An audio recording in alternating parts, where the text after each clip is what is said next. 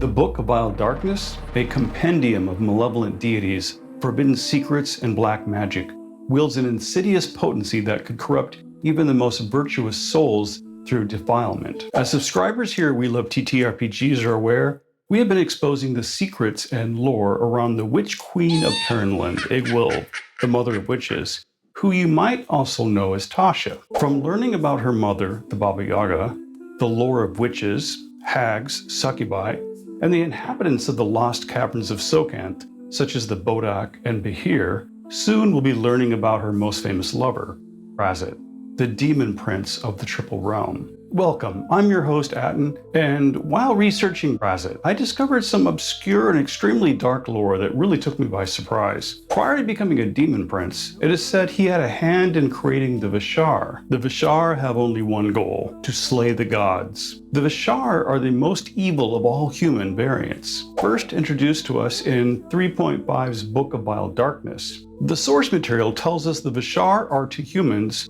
what drow are to elves. And the Book of Vile Darkness is not simply a source book for 3.5, it is also a powerful evil tome of forbidden knowledge found within the game itself, an artifact of immense power that could be used as a MacGuffin for your own heroic adventures. So if you're interested in Razit and want to learn about the wicked Vashar, or you want to include legends about the Book of Vile Darkness in your game, this video is for you. The dread tome, known as the Book of Vile Darkness, originated from the ink-stained quill of a Visharin sorcerer, whose malevolent musings and unholy insights transcended the boundaries of mortal comprehension. Millennia bore witness to his wicked experiments and twisted studies, chronicled within the sinister scroll. In mere thousands of words, he encapsulated a darkness so profound that no other, not even the most depraved soul, had conceived of such maleficent thoughts. A death priest of Nerl stumbled upon the eldritch scripture, augmenting its sinister verses. With fervent dedication, she tripled its length, inscribing her knowledge of malevolent deities, sacrificial rites, and nefarious magic. Soon, other malevolent priests were drawn to its profane allure, and the singular scroll expanded into a macabre manuscript, teeming with knowledge born from polluted minds and abominable experiments. Some dared to query its infernal entities, transcribing their sinister utterances directly onto the accursed pages. The collection eventually fell into the hands of Vecna, a genocidal wizard and warlord, who, in his pursuit of power, augmented the scrolls with his own grisly discoveries. Upon his demise and rebirth as a lich, Vecna transcribed the profane scrolls into a bound volume. The cover, an amalgamation of human flesh and demon bones, forged into a binding of dull metal, bore arcane symbols understood only by those who had traversed its entirety. Legend held that the realization of the sheer malevolence encapsulated within the symbols could shame even the depths of hell itself, rendering the book an object of insatiable desire. Cultists devoted to Erythnal, Greyhawk's god of hate, envy, malice, and slaughter, guarded the unholy volume in a dim vault, employing it as the ultimate initiation into their innermost circles. Though a few copies surfaced during this period, most were flawed, leading readers into the infernal paths of the lower planes, where they vanished without a trace. During one of Greyhawk's many tragic nation-ending wars, the original scroll was pilfered by thieves, initiating a nightmarish odyssey through the annals of darkness. Records hinted at its residence within the personal library of Beelzebul, Lord of the Flies, most infamous of the archdevils, second only to Asmodeus, who, in a malevolent whimsy, appended a few pages of his own. 6 complete copies, tainted by the fiend's influence, were known to exist, while threefold that number of defective copies and outright forgeries permeated the abyss. These malevolent tomes found refuge in evil temples, shadowed libraries, in the hands of sinister collectors. Vecna's original remained a coveted prize, sought after by every priest devoted to a dark deity. The Book of Vile Darkness, a compendium of malevolent deities, forbidden secrets, and black magic, wields an insidious potency that could corrupt even the most virtuous souls through defilement. Once the mind absorbed its tainted knowledge, the attached soul found no redemption, forever polluted and transformed by its evil. In stark contrast to its virtuous counterpart, the Book of Exalted Deeds, The Book of Vile Darkness does not mysteriously vanish after consumption. Evil beings drawn to its malefic pages clung to it for reference, though not even the most evil of villains approach it carelessly. Many powerful fiends, guardians of the tome, observe its every move, for wherever it wanders, tendrils of its evil power follow in its wake. The evil etched into its pages is so great that ordinary plants wither in its presence, and normal animals will not approach it. In fact, even earthly stone will eventually crack and turn to powder if left in contact with it for too long. Only very powerful protective magic could prevent this, but even then, the air around the book will still become befouled. To understand the history of this book, let's go back to the lore, which tells us it began as a scroll, inscribed by the stained quill of a Visharin sorcerer. So who or what are the Visharin? Whispers in the shadowed corners of lore speak of a race shrouded in malevolence, whispers seldom shared among enlightened minds, not merely due to the darkness encapsulated within, but also out of a profound shame. In the ancient eons, when gods endeavored to craft humanity, they molded the first man, bestowing upon him the gifts of life. Thus, the building blocks for the first Visharin were created. This inaugural being, newly birthed, traversed the wilds in predatory pursuit. The gods, curious observers of their fledgling creation,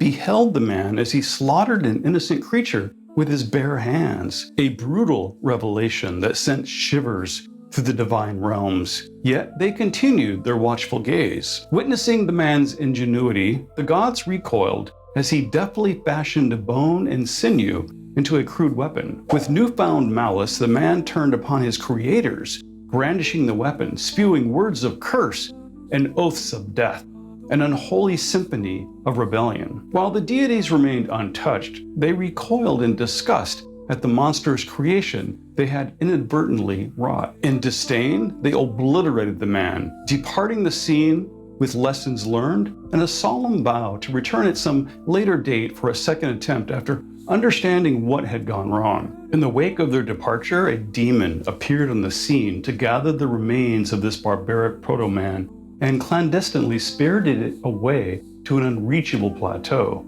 concealed beneath subterranean catacombs that festered with the vile corruptions of nature. There, the demon resurrected the being and, with sinister glee, crafted a companion for it. Granting them the ability to procreate, the demon vanished back to the abyss. Now, legends diverge on the identity of the demon responsible for the Visharin lineage, but as I previously stated, in the murk of ambiguity, Razit emerges as the most fitting progenitor. Visharins are a sinister variant of humanity, dwelling within a society steeped in evil. While ordinary human communities harbor a mix of good and neutral individuals, the Visharin are inherently malevolent.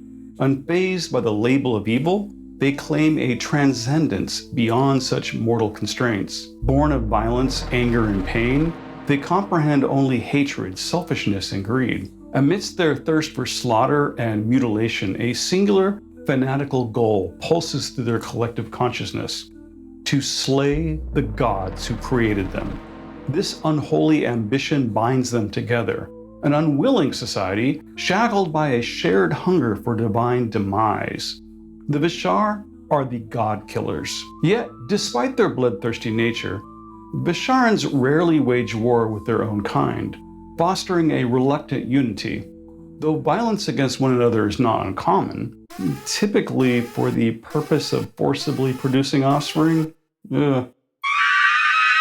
no, their murderous rage is typically reserved for the death of the gods. Mercy, kindness, and love are alien concepts to them, even within their insular communities. Unfamiliar with emotional leverage, they seldom exploit the feelings of others. Concepts that would repulse us, such as gore, filth, cruelty, torture, or even the consumption of repugnant vermin or insects, evoke no revulsion. Instead, they remain tools in the arsenal of the Visharin's pragmatic ruthlessness.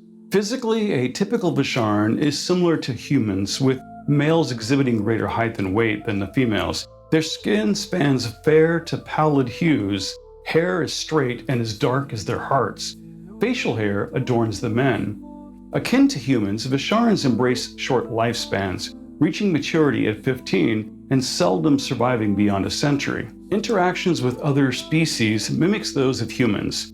as few discern the subtle distinctions. Abroad, Visharin treat other species as humans do, perpetuating an illusion of normalcy. The inscrutable plateau of Vashar, in a well-defended realm, is heavily fortified behind many deadly traps and horrible guardian monsters. Now, the precise location of their plateau is still unclear to me, so if you know where it is, please tell us in the comments. We know it isn't in the abyss, but other than that, my only guess is somewhere on its own remote demiplane or some distant and unexplored area in the world of Greyhawk. The Vashar rarely venture beyond its borders. They secure forced labor from any captives, humans or otherwise.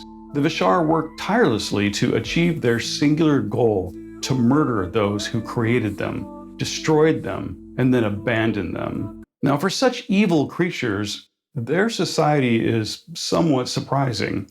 You see, amidst their collective destructive demeanor, a Vashar society has evolved into a semblance of sophistication and organization. A council of elders, democratically elected, oversees Vashar, as the Visharins staunchly resist despotic rule. Though lacking in stringent laws, each Visharin pursues personal desires and defense, a chaotic system functioning seamlessly due to their unyielding hatred binding them and their inherent inability to comprehend life otherwise. Now let's look at some DM tips. So as a game master, would you like to have the Visharin and the Book of Vile Darkness in your game? Well, first, I think it goes without saying that the Book of Vile Darkness and the Visharin should not be used in any groups with young players.